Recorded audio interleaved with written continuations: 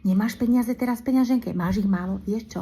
Vystrihni si ich z papieru, prekopíruj si a daj si ich do peňaženky, že keď otvoríš peniaze, vždy tam ich budeš vidieť. A ono, vieš čo? Ono sa ti stvorí, že povedz si, aha, dneska sú to ešte len papieriky, ale zajtra to môžu byť peniaze reálne, ktoré mi tam prídu. A takto každým razom, keď budeš platiť v obchode, na nákupe, zbadaš tam tie koruny a ty budeš mať zrazu taký nejaký v sebe, taký ako keby pocit hojnosti. Že aha, mám. Aj keď vieš, že ich nemáš, ale povieš si, aha, tieto sa mi pretvárajú už na reálne eurá. A ver mi, časom, tým, že si to budeš stále hovoriť, ty tomu začneš veriť. A ono sa ti to časom zmení. Nie som jediná, komu sa to stalo.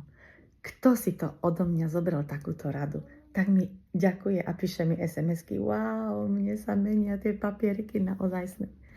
Ak dávaš fokus, že stále nemám tie peniaze, tak ich nebudeš mať. Ale ak dáš fokus tomu, že už tie peniaze sú na ceste, už sa mi tvoria, tak nebo ti ich dá, univerzum ti ich dá, ale ty nevieš, odkiaľ ti prídu.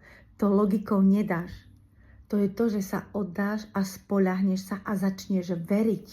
Veriť sebe, že si hodná toľkých peňazí.